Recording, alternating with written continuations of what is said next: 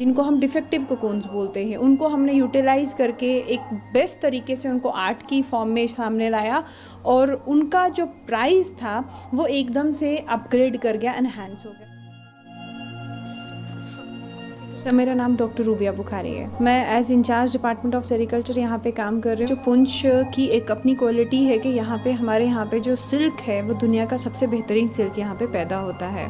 अभी recently farmers का ये प्रॉब्लम है कि उनका थोड़ा सा उनको जो प्राइजेस नहीं मिल रहे हैं, जो एक्चुअल प्राइजेस उनको मिलने चाहिए। उनके साथ इंटरेक्ट करने के बाद एक चीज़ समझ में आ रही थी कि उनको जो प्राइस ना मिलने की वजह से वो अपना इंटरेस्ट लूज़ कर रहे थे।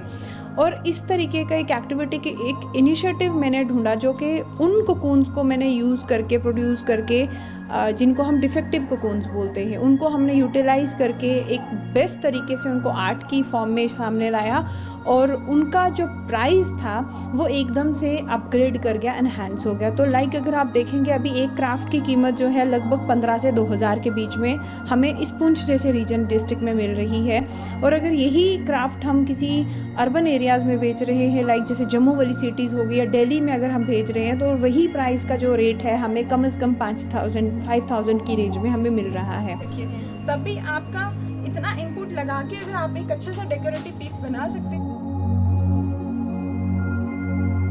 सर, कोई भी इनिशिएटिव हो, मुझे लग रहा है जब आप उसको एक ग्राउंड लेवल पे एक एक्सपेरिमेंटल ट्रायल के तौर पे लेके आते हो और वो दिल में जो खुशी होती है जब उसका एक अच्छा रिजल्ट दिखता है, तो वो खुशी अपने आप में ही एक ब्लेसिंग की फॉर्म में होती है। सिमिलरली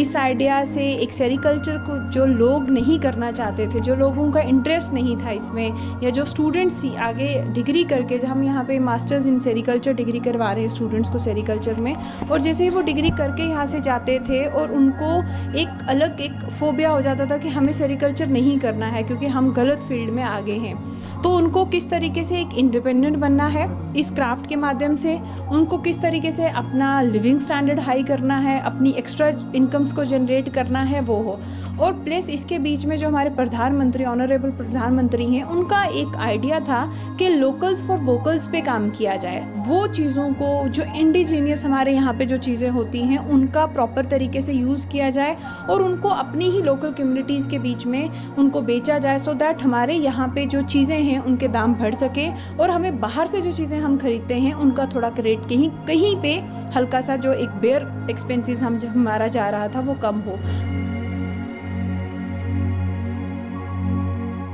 जो फीमेल्स का इन्वॉल्वमेंट है इस कोर्स के बीच में या इन क्राफ्ट्स के बीच में, या एक नारी शक्ति को किस तरीके से फीमेल्स को या वुमेन्स को हम एम्पावर कर सकते हैं, वो इस हमारे कोकून क्राफ्ट के बीच में एक पॉइंट है मेरा। सो दैट क्योंकि एक औरत के हाथ में एक डेलिकेसी होती है, एक उसके एक मदरली अगर मैं टच बोलूँ उसके हाथ में होता है, और ये हमारे कोकून्स जो हैं या हमारा जो ये आर्ट वर्क रहता है स्पेशली डिज़ाइंड है, और सेरिकल्चर ही स्पेशली कुदरती तौर पे उनको कीड़ों को एक मदरली टच चाहिए होता है और वो फीमेल के हाथ में नेचुरली तौर पे होता है।